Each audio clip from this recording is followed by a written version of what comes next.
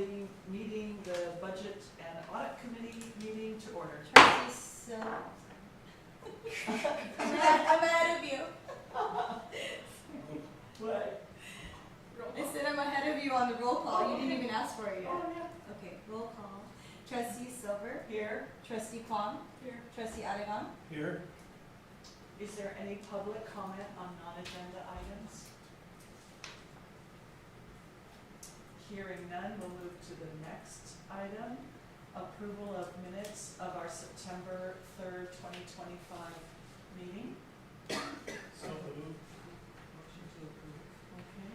So Second. Who moved and who seconded? I moved, he seconded. There you go. All in favor? Aye. Opposed? Motion carries. Okay, item B, update on annual audit.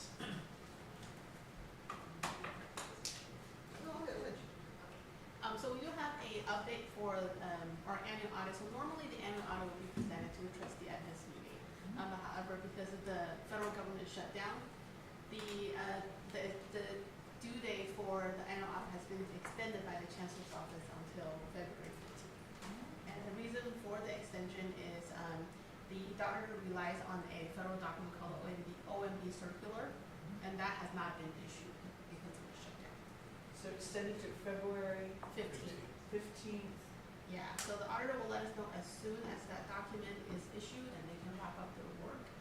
We're expecting them to produce a draft for the trustee to review probably later half of January. And tell me again, it's because of what document? The OMB circular is for federal Office grants. Management and Budget? Yes, OMB circular, and what does that do? and that governs the programmatic compliance for federal grants.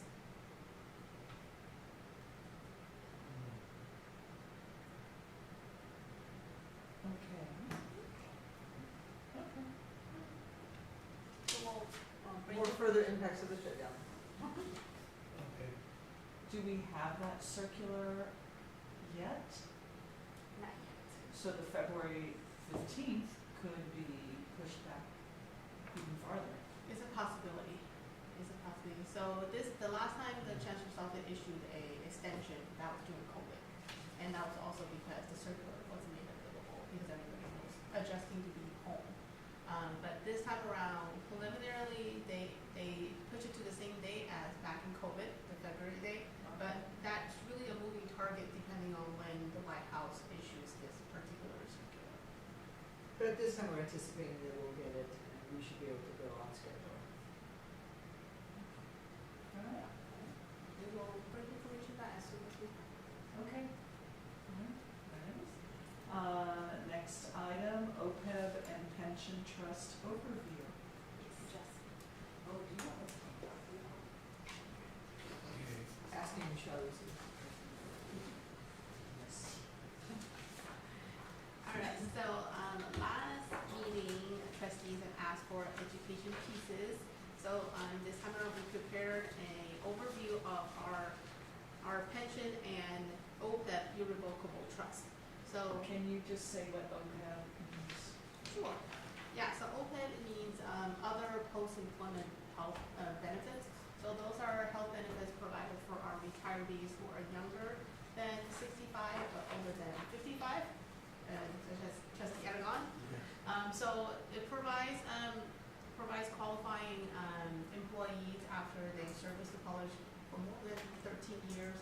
Then when they retire after the age of 55, they become eligible to receive continuous health benefit up until the age of 65. Then they transition over to Medicare. It's Yes. just health insurance. Health insurance. Yeah, and so the trustees Is it dental and vision also? I think it just helps. Just not, Yeah. just medical. Correct. Yeah. I think it is dental. I know it's dental. No vision. No vision. No vision. So dental and health.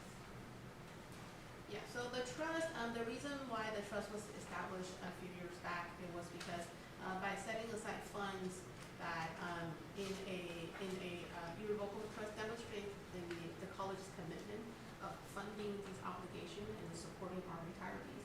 And also it reduces our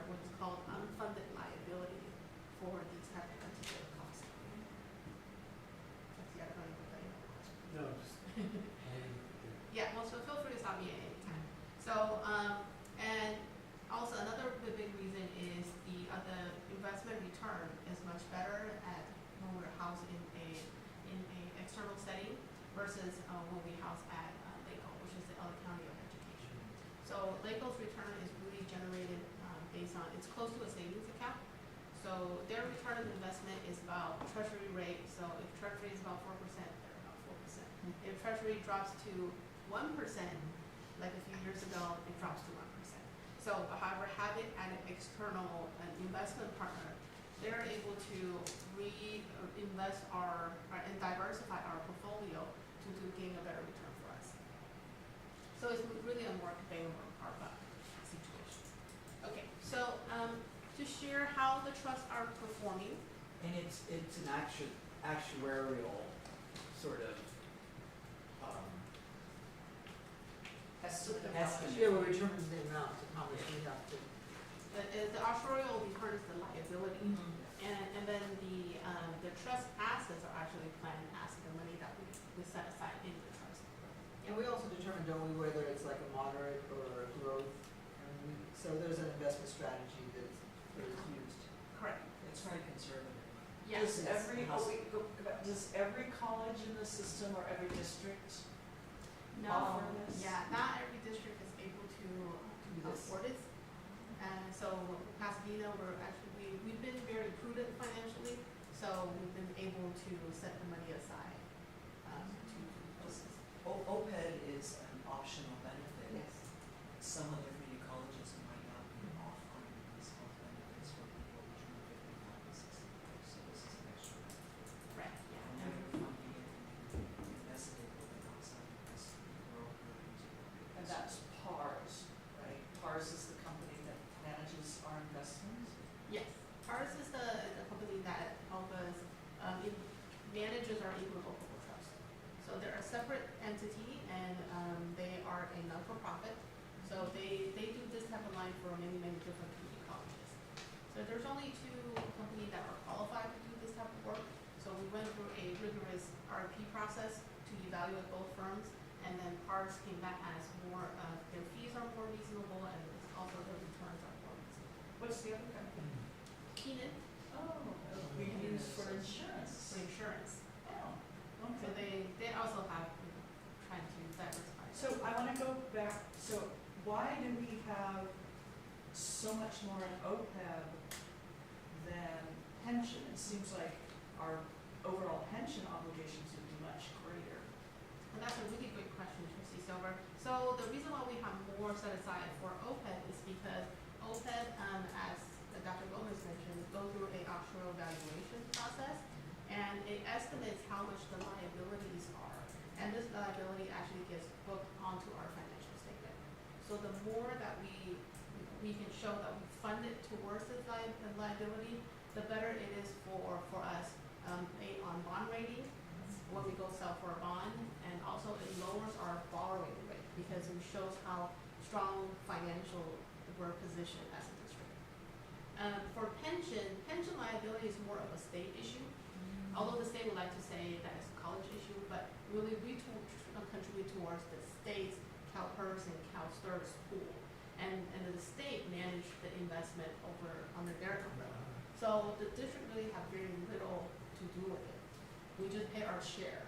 So the money that's set aside here is just for rainy day, just in case we get a spike in our rates, and then it's more than what we have budgeted for, then we can tap into here to help us pay for it. Allows you to level it. And I know this is a tool that most agencies and CalPERS will use. Lead City does this as well. And But not everybody PARS does it. No, it really Some- comes from organizations that are strong in financial stability and where we are, like she said, we're very prudent in our fiscal strategies. But it also shows, I think, the leadership of the trustees to make sure that we're financially solid. Well, we don't really set any policy decisions on our investment options. No, but yeah, at least Just moving deciding forward to to decide do right, OPEB. to deciding way to back do when. Yes. Yes. Yeah, but you continue it. You're Yeah. offering the benefit. Yeah. And we rely on you to make sure that we choose PARS and investment instruments. Yeah.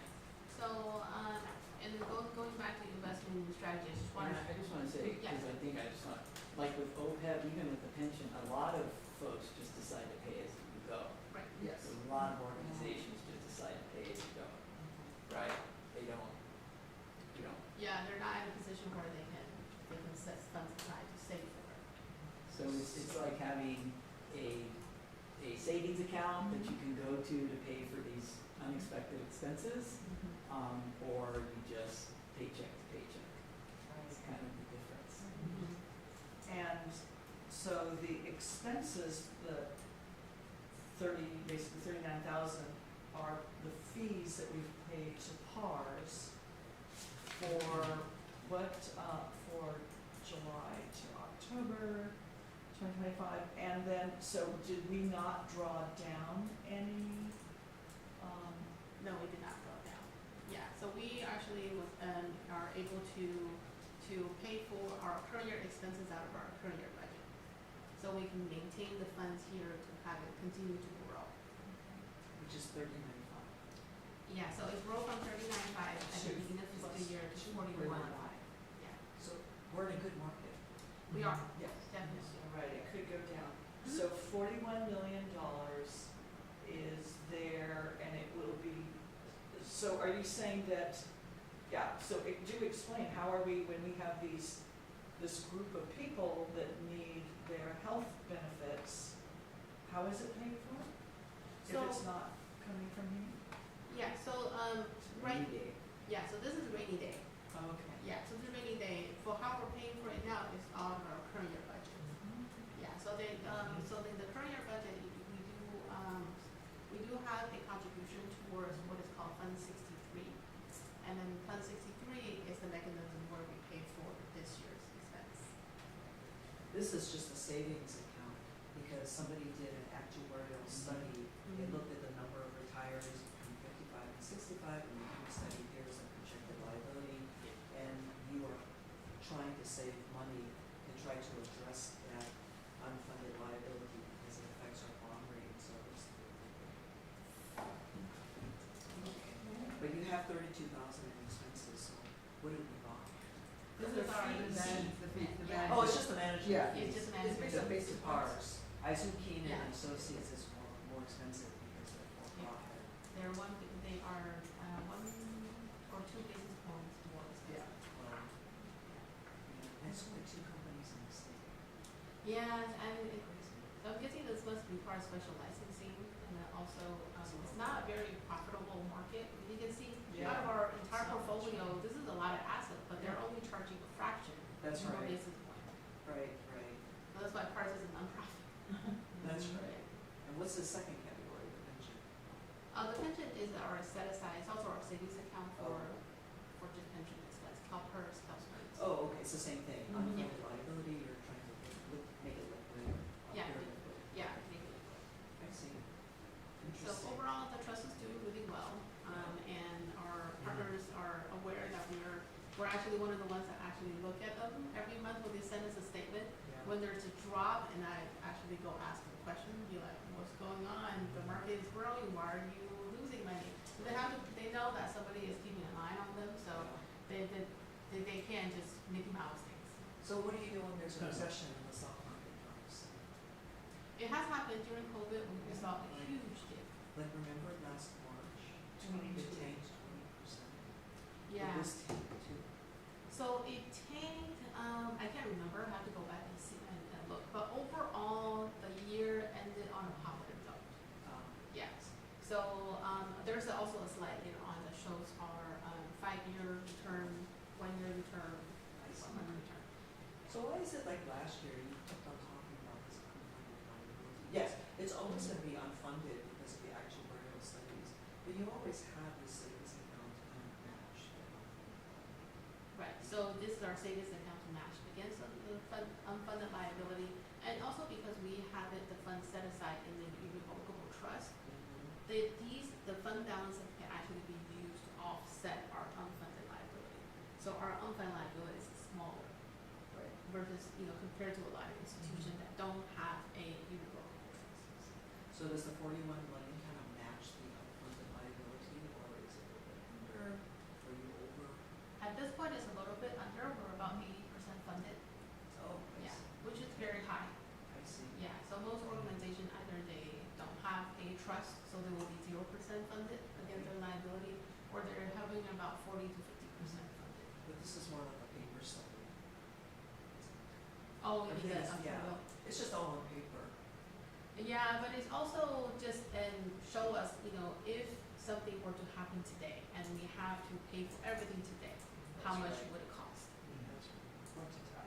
And your current your current fiscal state might change at any time. Yeah, and then we do keep up with our actuarial studies, so we engage a firm that do studies every year. So this year we did a full study, meaning that they aggregated our data, they got fresh data, and did an entire study, a fresh study. And then the following year is usually a roll forward study based on the same assumption but applying different market rates to assess. So every year we reevaluate to see whether we are at a good spot or we need to put a little bit more. Very good. All right, so the next slide is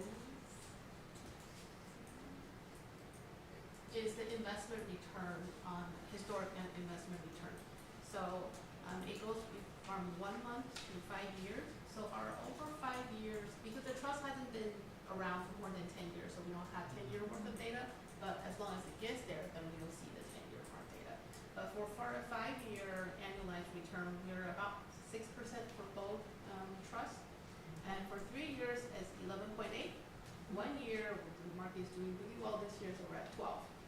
And 1 month is about 1%, 3 months is 4.8. Yeah. So next time this month actually I'm keeping up with the market. The market's actually not doing very well this month. So there's always going to be a little bit of fluctuation between the months, but we are in the trusts are designed for long-term investment. So as long as in long term we're generating positive revenue.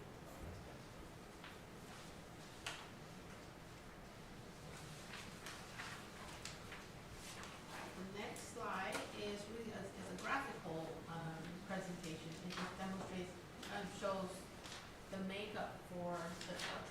So our overall strategy is conservative because the purpose is really for us to protect our planned asset. We don't want to lose money, so we want it to be very conservative to make sure that we grow moderately to protect our portfolio.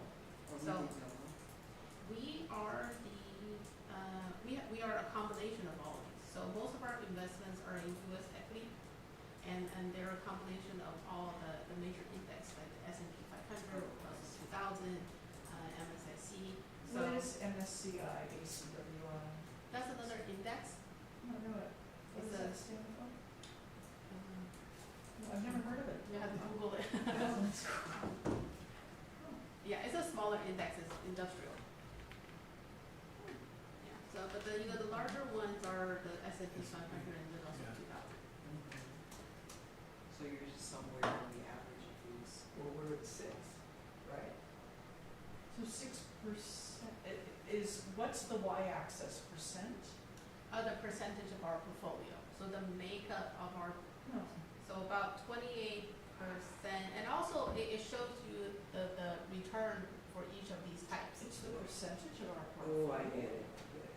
Yeah, it's so our portfolio is made out of all these different ones, and then so the graphic shows you not only the weight of the makeup of our portfolio, also tells you the rate of return for each of these investment types.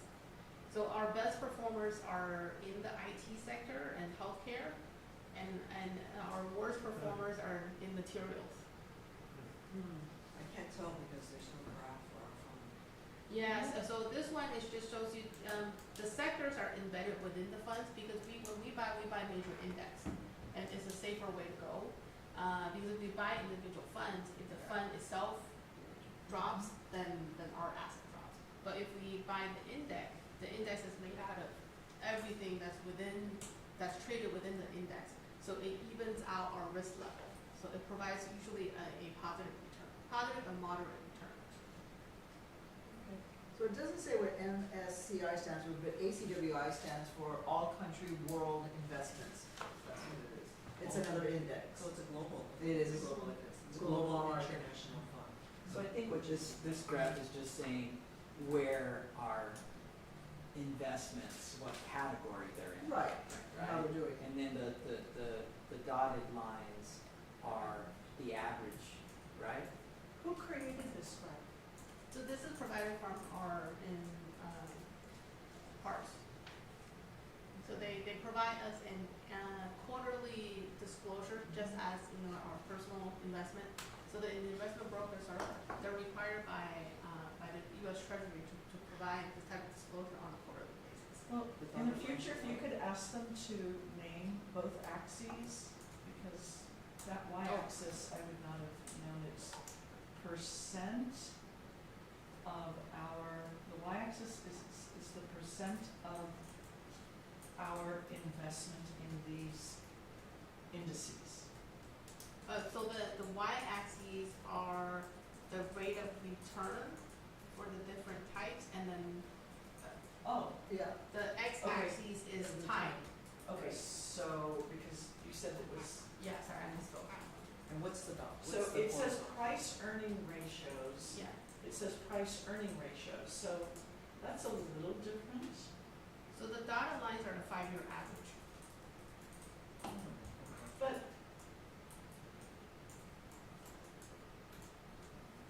I guess we'll just have to make a little bit more clear graphic. Sure. yeah, And so another major part of our portfolio, not only on US equity, also on fixed income. Bonds. So bonds. so you're saying over savings. 5 years, we only had a 6% increase in tech stocks? Where are you? Best performers, IT, 6.23%. No, this is the performance, not overall rate of return for all the years, but this is the recent best performers, are IT and healthcare. So they're historically better performing, and then the rate here are within this period of time, which is from July to October. it's for this year. It's for this year, July to October. So this fiscal year, so Yeah. this fiscal year, so this is, again, so this is July 1, To October. 2025 to September 30th. To October 30th. Oh, you went +1.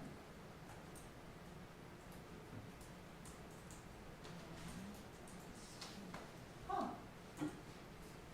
Okay, you just did 4 months instead of a quarter.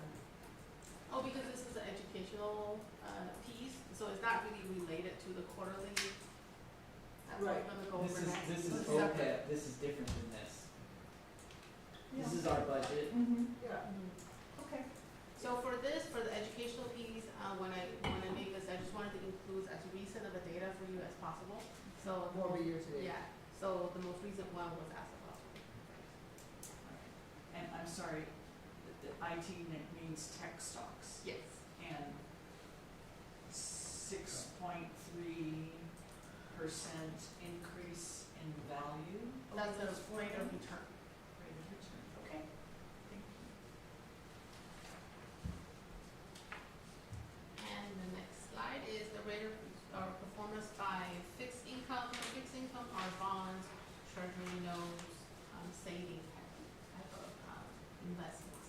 So those you can see is very steady throughout the year. They are ranging from 3% to about 4%. It's really about the treasury rate.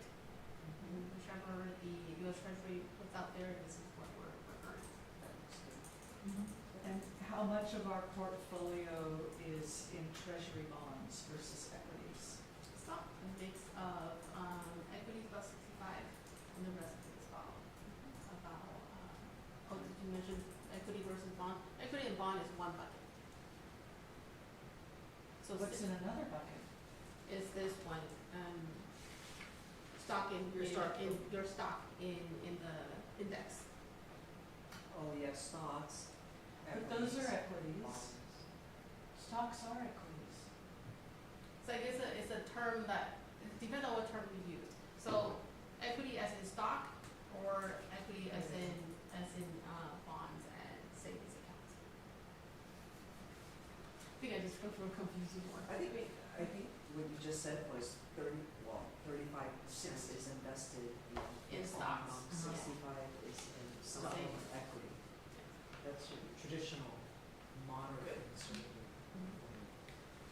Okay. Yeah, so overall, the rate of return are very steady, and that's what we like to see. And the goal is really for long-term investment and for us to not lose our corporal, so, and Your what? Corpus. corpus. Oh, of course. And you had indicated that it's about 80% funded, so has it been slowly increasing? So a few years ago, it was less than 80, mainly because the market's been growing. Yeah, so this will change a little bit, with market, but the makeup of our portfolio is so conservative that most of it is gonna be in US Treasury, and that always generates. No, I think a what little bit- Christine means is like 3 years ago, what percentage of OPEB, for example, had we funded? Because if we're now at 80, Right. It must have been, you weren't putting more money into it, you were allowing the corpus to slowly grow, so that a few years ago it was less than 80 and it becomes We actually less than put 80. more money in there, or yeah. 2 million. So, the trustees actually approved, two tranches of, additional funds. Right. Yeah, I think the last one we did was 2 years ago, and then we did another tranche 3 years ago. So Did you say that's, 2 million? no, it was 7 million. Was that something PARS recommended, that PARS was saying, we recommend that you put in 7 million? No, it was actually initiated by us. Yeah. Yeah, Or John Martin. yeah, it's a pretty, aggressive savings strategy, Mm-hmm. very aggressive. But do you remember what we were at? So we're 80 now, do you remember what we were? We started about 40. Okay, Yeah. So, Okay. yeah, so we did, inch up quite a bit yeah. from there. Love that. So what happens when you hit 100? Then we don't need to contribute anymore, That's and we right. just need to watch the market, It and just then, stays. yeah, it just stays. You can change your investment philosophy to just keep it at 100. Right. And then watch your retirees. Yeah, if Yeah. we become 100% funded in OPEB, is there benefit to making additional contributions to future pension costs? Only in the rainy day situation, because for pension, that money set aside, there's really no major benefit to the district. It's not gonna help us with our credit rating, it's not going to help us with lower the cost of borrowing.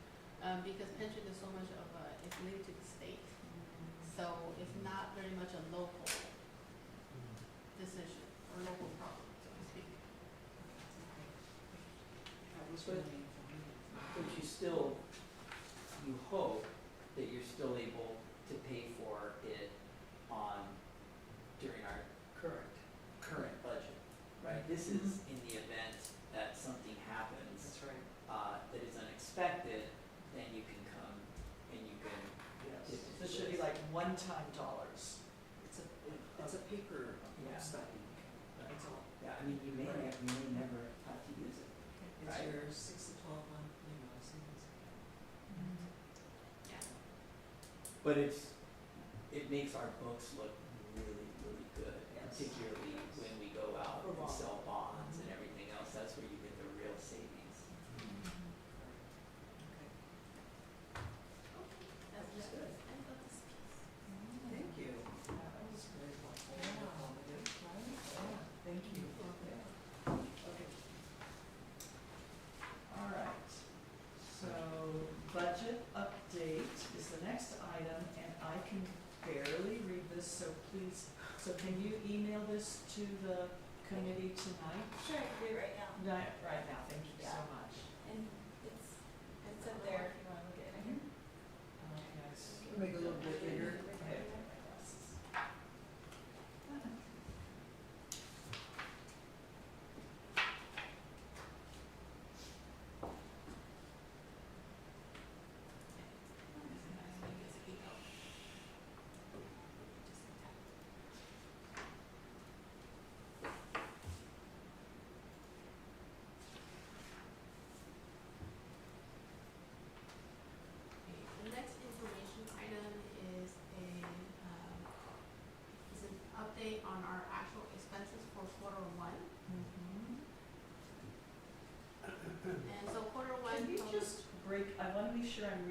column headings correctly, is the way, so 23-24 adopted budget, right? Right. So I'll put a little line there, and then 23-24 actual audited, that goes together. 24-25 adopted budget, okay, I see. 24-25 actual audited, 25-26 adopted, okay, I just didn't want to, and then there's our actual.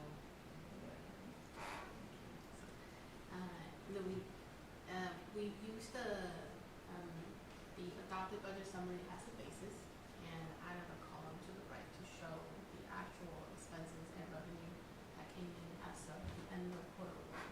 So quarter one covers from July 1st till September 30th. So it's still very early, so you see some of the line items doesn't look like they've moved very much, but it's just because it's just early on during the year. And this is not a document that we've ever created. No. This is a special document that Jesse created over the last couple of days. But So, thank running you. a complex, a big organization like this, you must do budgets, how do you keep a handle on? Well, this format, so what The Dr. format, Gomez, yeah. I mean, this format is not really something we normally create. Yeah, it's because, it wasn't asked, so we go ahead and made this presentation. But we What do you keep- normally create then? So we run reports out of our ERP system. So those reports are not in the same format, Yeah. but those are the basis of where we produce our 311 report, how we produce the Chancellor's Office, any type of internal analysis that we produce. That's a document that's created at the beginning of the year, at To the end of the show- year, to show where we've been and where we're going. Right. Which Really, document? The one that, This budget, well, not this one, but the one that this one is based off of is a different document that we created at the end of last fiscal year to show. Yeah, to show how our historically went and also to prepare for our adopted budget. Right. Which we then provide to the state. We provide to the state. And you all have to approve. So that's where that's the basis of this. But it's not really a document that we utilize to review on a quarterly basis because it's just a different document. Right, and this has history, so we're really I love looking it. at, yeah, but we're really looking at, where are we today? yeah. And then what we'll look at is forecasting, right, okay, so this is what we have in this forecast, are we still okay with the budget? No, I really like this. Yeah. Same information, different type of presentation. So for federal revenue, we have about 254,000 has come in out of the 698 budgeted. What hasn't come in is the other federal revenue, so those are our indirect costs. So that line is not calculated until the very end of the year when we know how much federal grants that we've expended and how much indirect costs we're able to recover. And then the second section is state revenue. So we collected overall about 31.5 million out of the 149 that we've anticipated on. Most of these are going to come out of the apportionment revenues or from our center funding formula. And then the state pay us on a monthly basis. So this is how much they've allocated so far. How come there's a deficit for state law? So state lottery is usually at the beginning of the year, they give us an estimate for how the fourth quarter should be. So we use that estimate to close our year. And then later on, they'll tell us, this is actually came in. Oh, So you're there's a doing little the bit of difference. balance. Yeah, so that negative is the difference between what they Yes. told us anticipated and what actually. That's right. You better buy me lotto tickets. You're making an adjustment. Yeah. So in order They for sold that, less than they Never bought one. expected. for us to have that number be positive, we need to buy more and make less. Right. Buy more and lose more. Lose more. Right. Okay. And then the next page is local revenue. So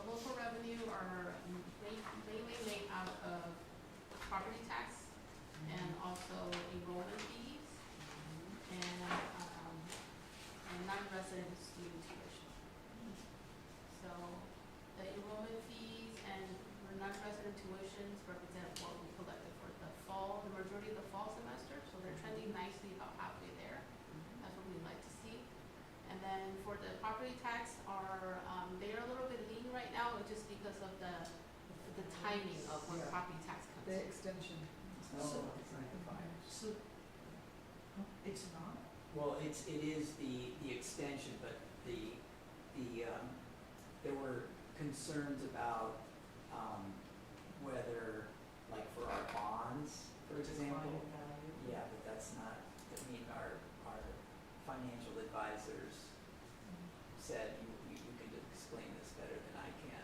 Yeah, I mean, the property tax, there was an extension, instead of paying in April, the extension was in October. But Where's the aren't line the item? people who lost their homes getting I mean, the value is less. Not by much, actually, because the only part that's being reassessed is structure, but most of the value is in land. Huh. Where's the line item on Property tax is on page 8811, so the first and second and third line. 8811, I see. That's incredible, honestly. Yeah, it's unfortunate for the property owner, but fortunate for us. And I guess the rest of us have increased to kind of cover to mask, maybe that small decline. Well, no, remember, the burn zone in the houses that burned down are a tiny percentage of our district. A very tiny percentage of our district. I mean, when you think of, Arcadia, South Pass, City, San Marino, that's why there was a concern at one point. And when we talked to our financial advisors, they were like, oh my gosh, it's. Yeah. Yeah, they are actually overall for our entire district, we're still growing our tax base about 2%. And so we were surprised to see even the growth because we lost the whole Pasadena. But just, like Dr. Gomez said, 6,000 homes. yeah, The other area. that other area that the housing price is so much higher to make up for that shortfall. Wow, okay. Partially. And the non-resident tuition fascinates me. I mean, this defies my expectation. I'm delighted. Can you tell if most of the non-resident tuition is coming from domestic out-of-state or international students? It's still a mix at this point. So I've spoken to our director of international students. Yeah, so she's actually not seeing, there's a slight hesitation at the very beginning, but her explanation is that a lot of them are coming from their country where they're being threatened all day long. So unfortunately, that's what they've been gotten used to. So yes, they did see a slight decrease at the very beginning, but the decrease did not persist. So Amazing. And I think we have such Interesting. a strong brand outside the state that people, when they want to come to community college in California, we're one of the colleges that they come to. There's probably a handful, right? right, they Santa have older Monica. that are Yes. well known overseas that can actually name and they know that when they come to PCC, they have a better chance of transferring to the university of their dreams. Do a lot of them go into the honors program? Not sure about that. Yeah, I'm just curious. Okay. Student service question. Right. The next section we'll dive into. So the next section is just a summary of property tax, enrollment fee, and apportionment revenue. So this is a summary of a few categories from the pages above. And the next page, on page 4, we'll begin our expenses.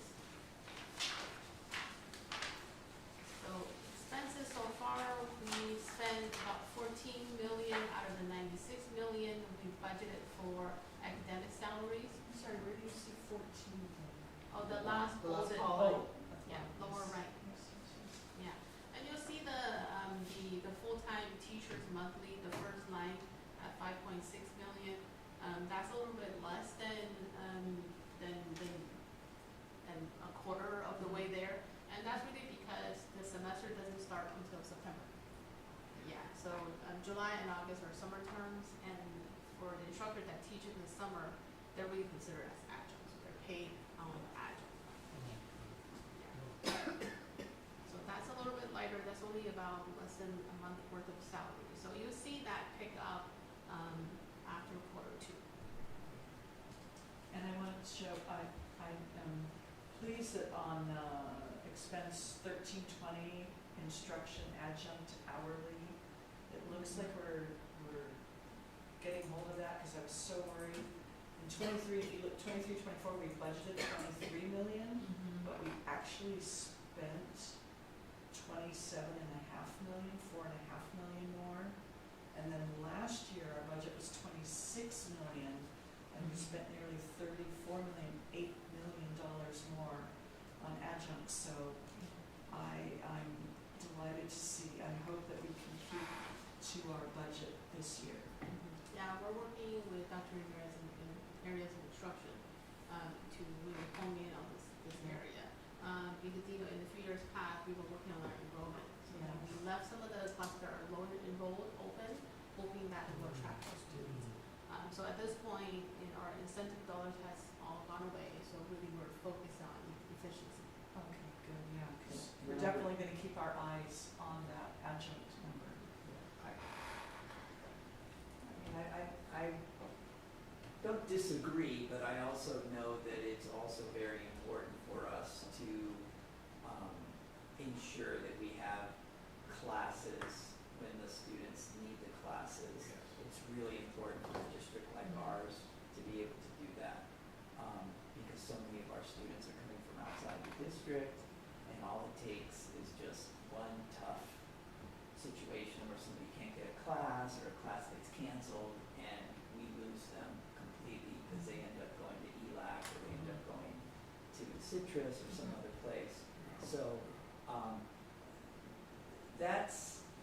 there's more to that number that we probably can't really explain now because we don't have the right people here to explain that, but it would be our instruction folks that would be able to tell us why that is the way it is. But I wouldn't say that, I think Dr. Romero said one time that she intentionally offered more classes to spur enrollment. So you have more classes available, which is Yeah, and Dr. Ramirez will really be the one to explain all of that. But something that we are very conscious of, but to leave certain classes open, especially the ones that are detrimental for someone that's due to transfer. That last transfer class, oftentimes is so subject specific.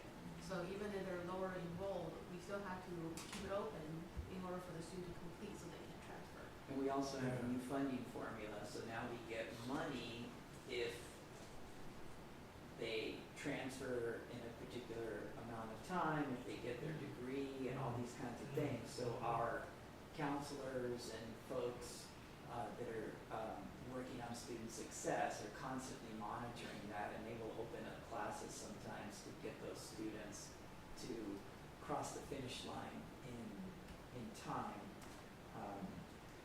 So Yeah, it's, I understand that to some small extent, but last year we went over budget by 30%. I mean, $8 million overage in the budget is a lot. So we just need to keep an eye on it with some, we've budgeted 28 million, which is more than was budgeted in the past 2 years. So hopefully we can just still be really mindful of spending our taxpayer dollars wisely.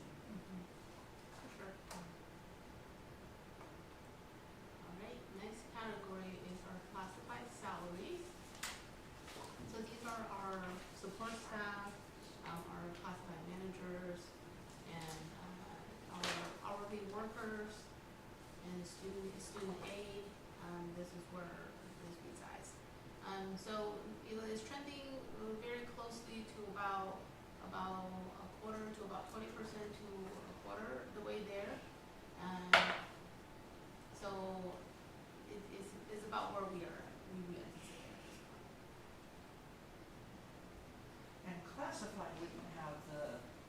differential as faculty because they work year round even during the summer, right? Right. Yeah. So most of them do. We do have a few, very, very small portion that are 10-month employee or 11-month employee, such as the administrative assistant for academic senate. The senate recesses in the summer, so she only works. Yeah, but those are people who are very far from. Okay. What's distributed reserves? Distributed reserve is some money that we set aside just in case we need a new position to be open, or we have a new initiative that we needed to deploy mid-year.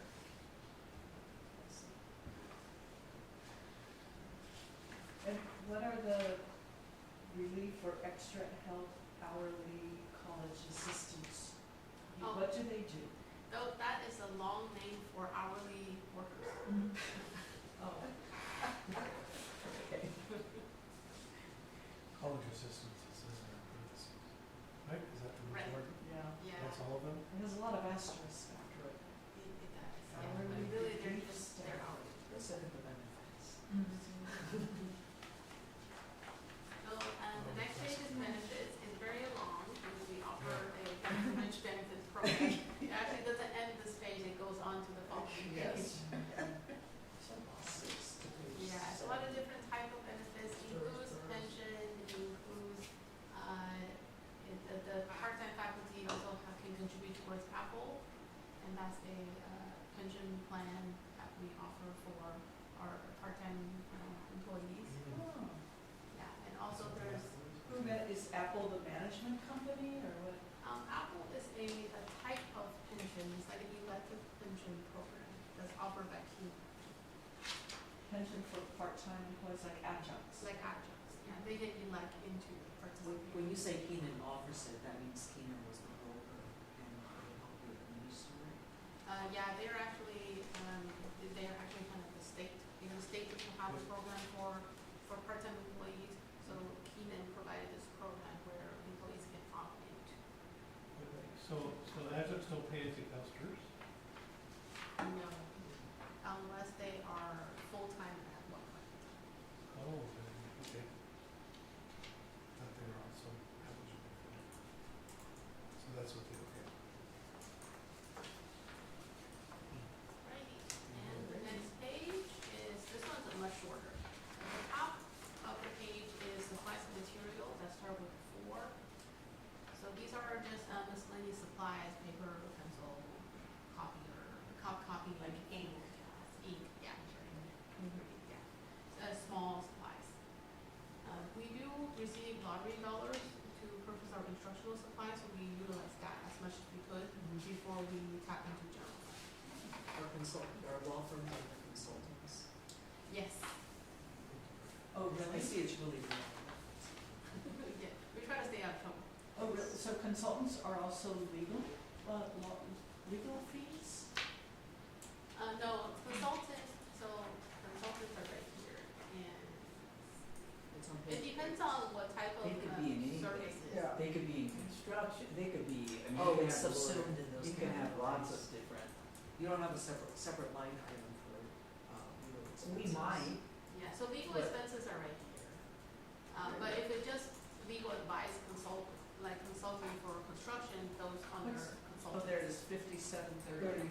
This could be just general legal yeah, consulting. but you can have legal can be in any, I mean, it Yes. can be in different, Being HR, different accounts, instruction. yeah. Because facilities might have hired their. Right. Right. You don't Cause know. you have specialists, Right. lawyers that do, Right. yeah. This is just your general, call on demand. Mhm. Always good to see low legal fees, Yes. that's a good thing. Yes. Sorry, Kristen. Funny, it goes up and down. It does, last year was especially higher was because of the settlement for winter, The what? Oh, that yes, case, yes. that Hers. case. yeah. Yeah. Yeah.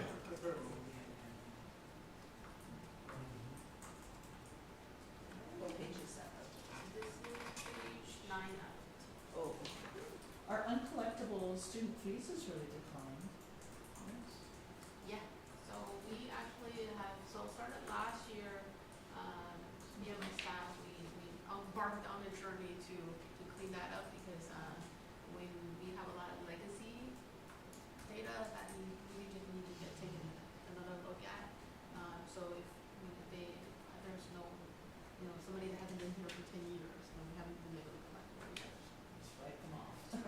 And is that what that 270,000 was there? Was that writing off in 23, 24? 23, 24, yeah, I can't recall what that was anymore, but last year this, the 14,539 was what we wrote off last year.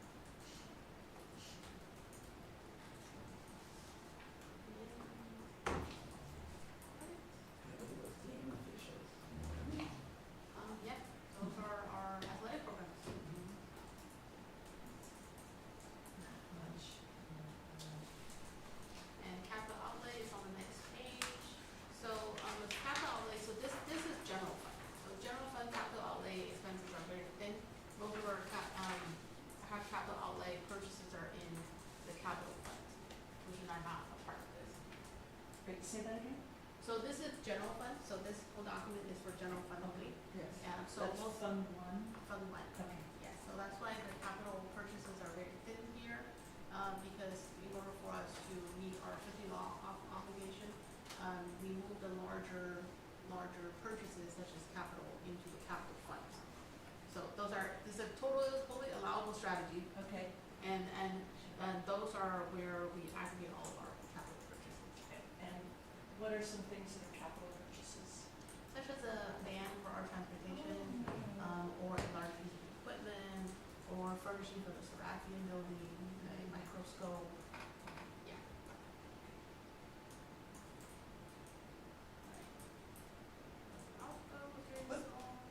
What's the non-mandatory, Fund 7310 non-mandatory transfers? What would those be? 36,000, so those But we are, budgeted 7 million.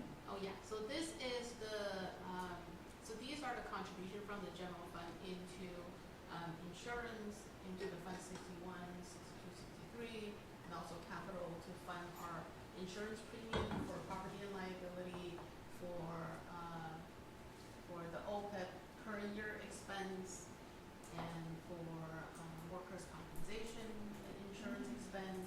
So those are, because those funds don't generate their own revenue, so really, the general fund has to contribute towards those expenses. So that's where they're at. Yeah, so we've done most of the transfers in about October, so when we bring back quarter two, you'll see that number grow.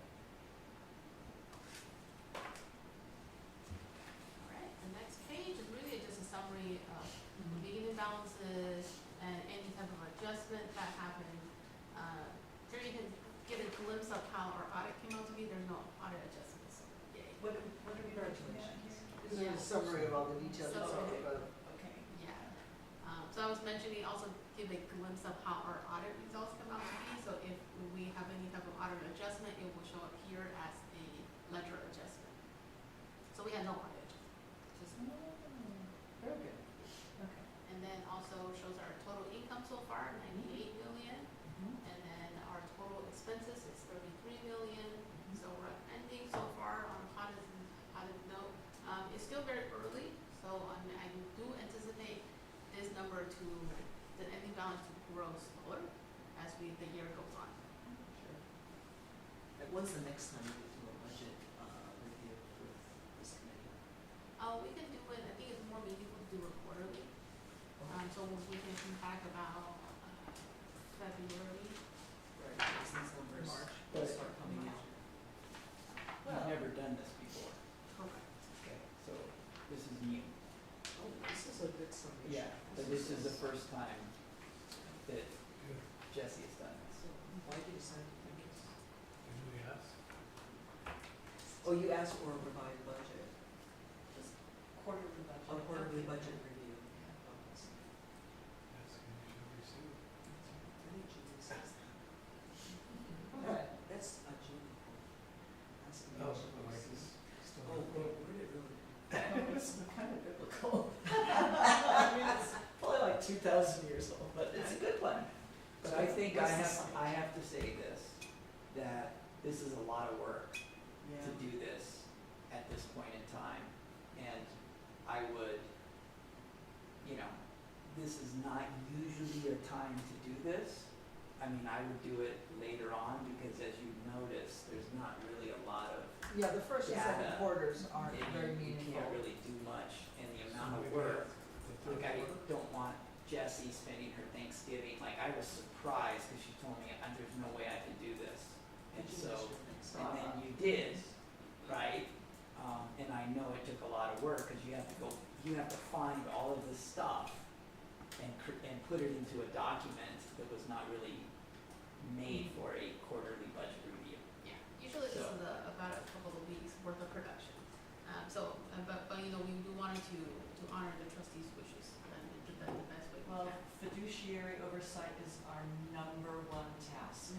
We're Next the time voice of the task. Next time I promise I'll make the numbers bigger. Okay, and you know what else I would like to have our meeting in February when we get second quarter, so we get the half year, report. If we could have a variance column, variance by dollar amount and percent, that's the last thing I'm gonna ask. So variance comparing which markers to which markers. Where we are in actual versus budget. I guess that would be in mid-year hard, so you wanna do that just at year end, our variance? Yeah, I would recommend that for year end, that would be more meaningful, because you will have actually a whole year worth of data compared to what we have budgeted. Okay, Yeah. so let's plan on that for our year-end variance with the number and the percent. But then at our half year, we'll just continue with this. Okay. Is there more to discuss or on this? Why do I have 2-page ones? Or one of 15 twice? No? It's just I got double the fun. It went to the photocopy machine. Extra party favor. Alright, it is kind of like.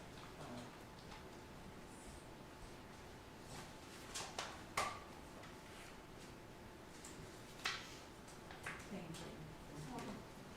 Thank you.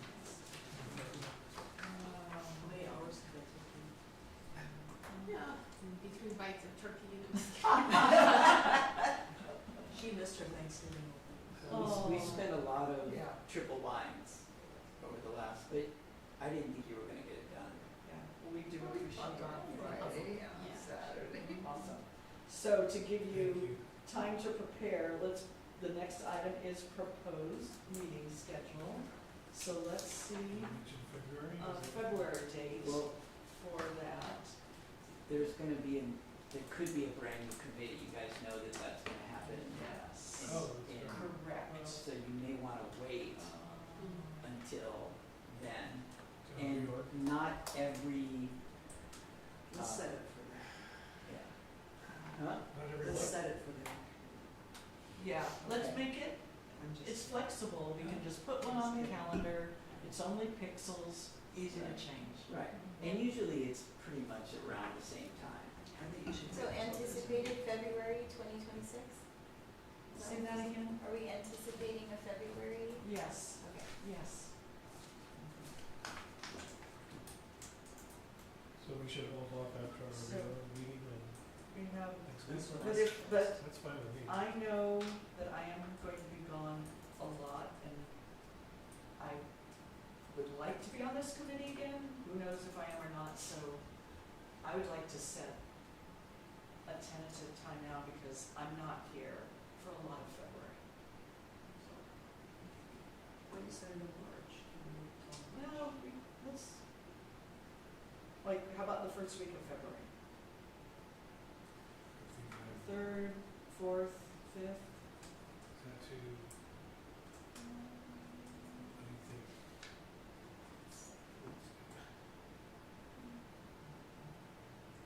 The second and the third? That would be a Sec- Monday or a Tuesday? Monday, Tuesday, Wednesday, or Thursday, that whole second through fifth are good for me. I'd rather do 6 o'clock rather than 7 o'clock. Yeah. Yeah, We would too. I know. It just feels like the middle of the night. I appreciate it. What works for you, Jose and Jesse? Doesn't, Say Okay. let's, How about Tuesday? Tuesday the 3rd, Okay. 6 o'clock?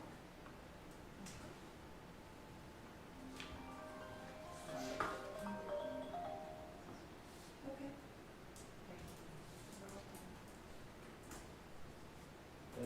far out, Yeah. but I don't really remember what my schedule is, but it doesn't really matter, cause there's no good time for me. Right. I just do it.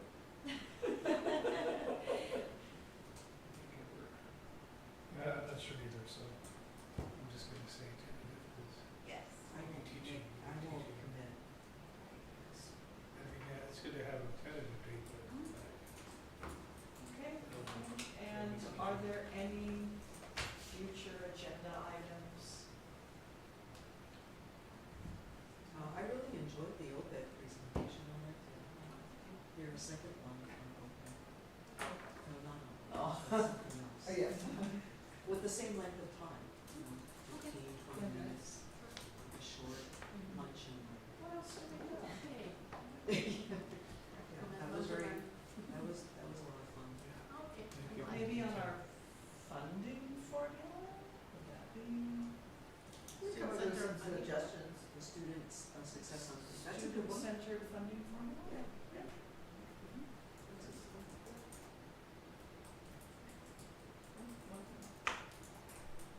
She doesn't know it could be like a little training.